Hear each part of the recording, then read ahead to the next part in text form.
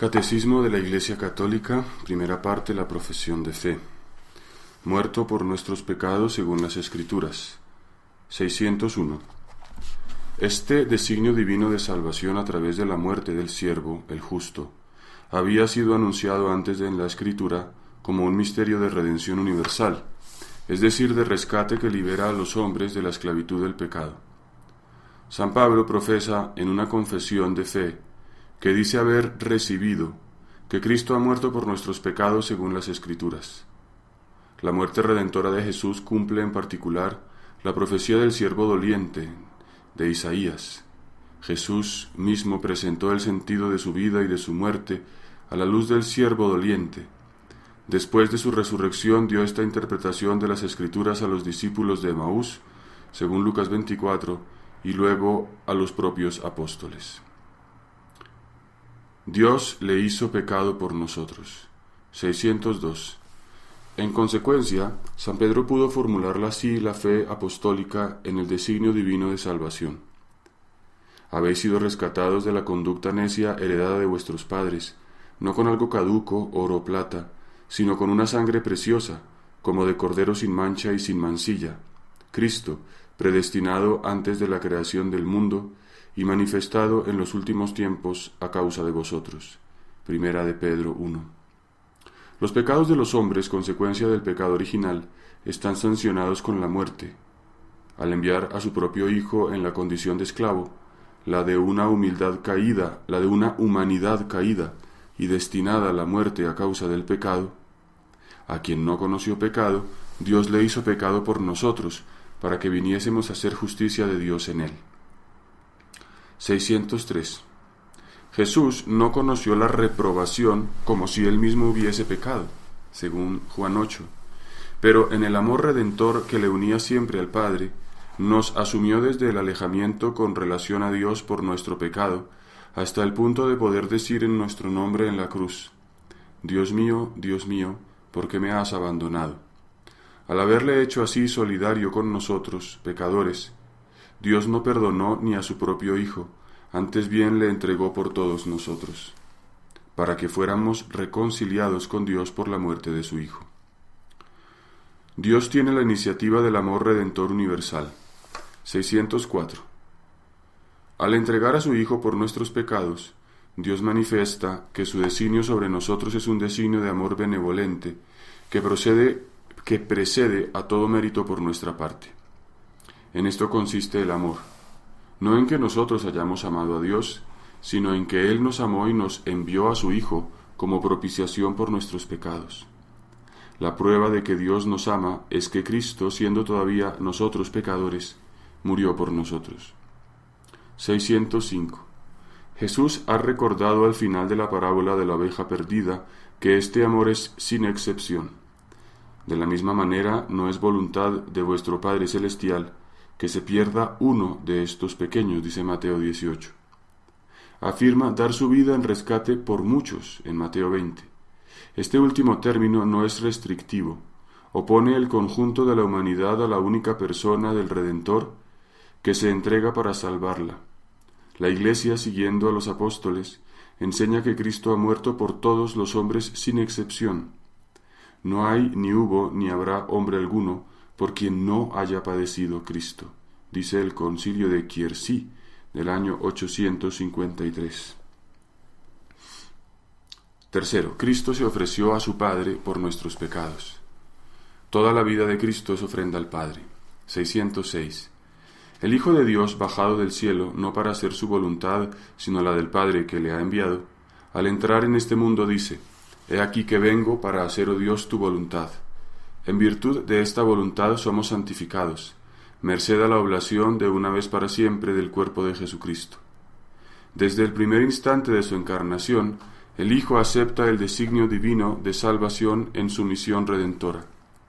Mi alimento es hacer la voluntad del que me ha enviado y llevar a cabo su obra.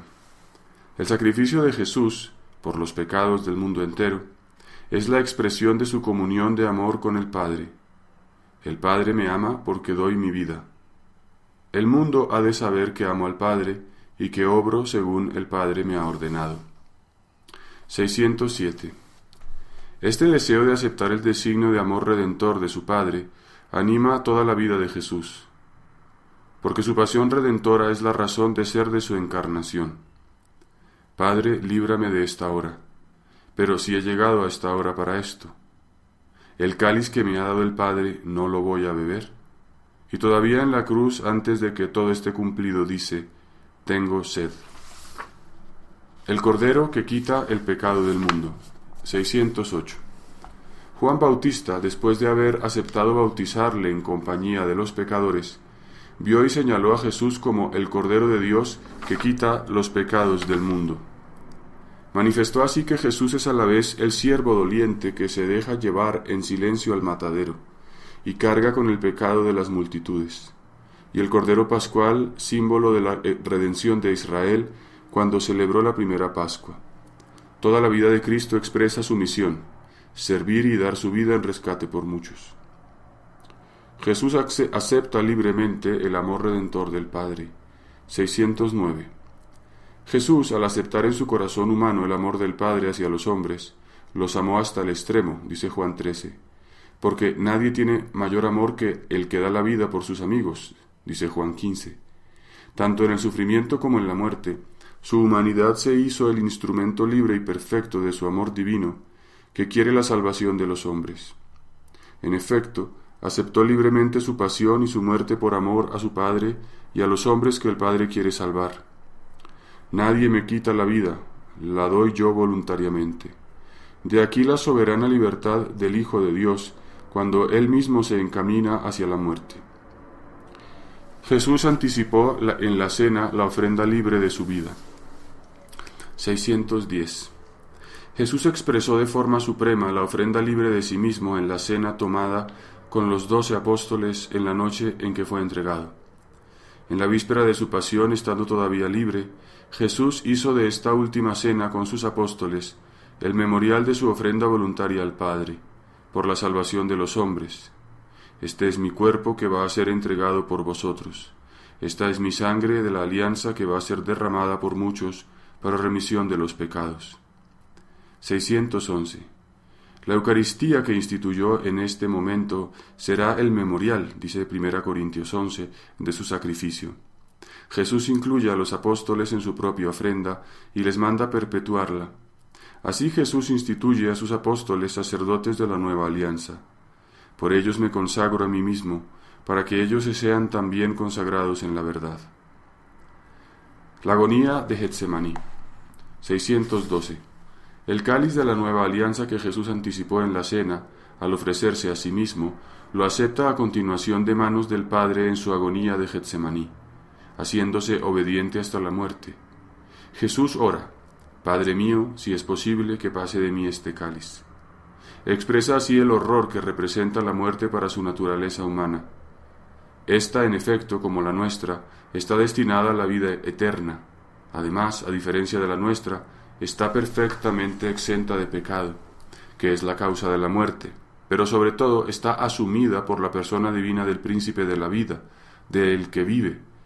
Al aceptar en su voluntad humana que se haga la voluntad del Padre, acepta su muerte como redentora, para llevar nuestras faltas en su cuerpo sobre el madero, dice 1 de Pedro 2. La muerte de Cristo es el sacrificio único y definitivo. 613. La muerte de Cristo es a la vez el sacrificio pascual que lleva a cabo la redención definitiva de los hombres, por medio del Cordero que quita el pecado del mundo, y el sacrificio de la nueva alianza, que devuelve al hombre a la comunión con Dios, reconciliándole con Él por la sangre derramada por muchos para remisión de los pecados. 614. Este sacrificio de Cristo es único, da plenitud y sobrepasa a todos los sacrificios.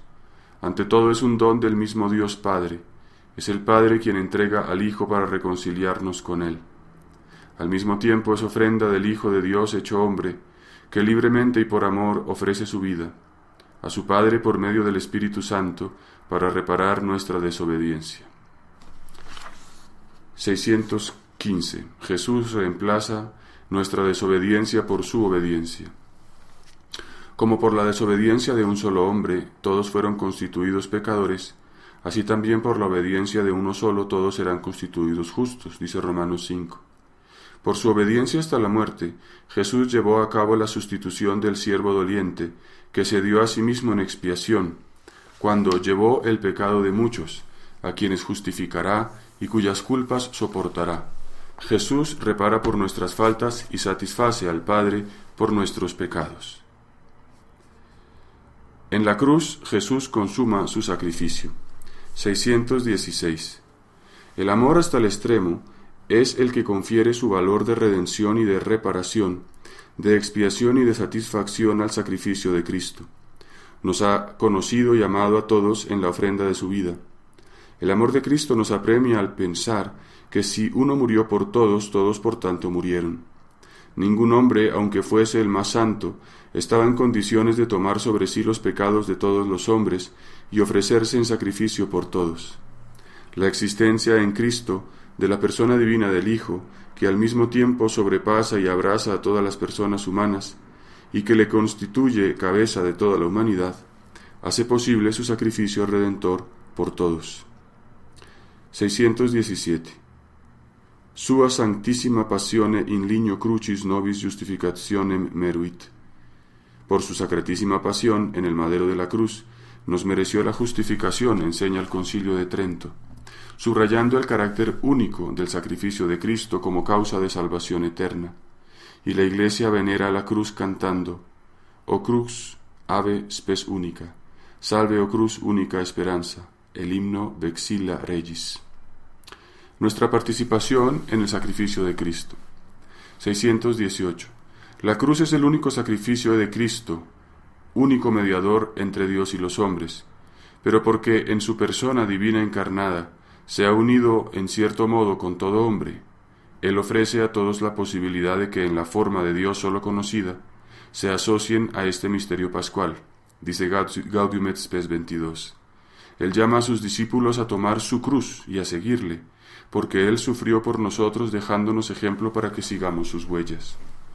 Él quiere en efecto asociar a su sacrificio redentor a aquellos mismos que son sus primeros beneficiarios. Eso lo realiza en forma excelsa en su Madre, asociada más íntimamente que nadie al misterio de su sufrimiento redentor. Dice Santa Rosa de Lima: fuera de la cruz no hay otra escala por donde subir al cielo. Resumen. 619. Dice 1 Corintios 15: Cristo murió por nuestros pecados según las Escrituras. 620. Dice 1 de Juan 4: Él nos amó y nos envió a su Hijo como propiciación por nuestros pecados. Por tanto, nuestra salvación procede de la iniciativa del amor de Dios hacia nosotros.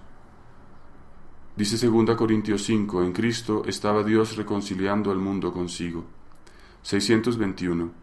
Jesús se ofreció libremente por nuestra salvación. Este don lo significa y lo realiza por anticipado durante la última cena. Este es mi cuerpo que va a ser entregado por vosotros. 622. La redención de Cristo consiste en que Él ha venido a dar su vida como rescate por muchos, es decir, a amar a los suyos hasta el extremo, dice Juan 13, para que ellos fuesen rescatados de la conducta necia heredada de sus padres, dice 1 de Pedro 1. 623. Por su obediencia amorosa a su Padre, hasta la muerte en cruz, Jesús cumplió su misión expiatoria del siervo doliente que justifica a muchos cargando con las culpas de ellos.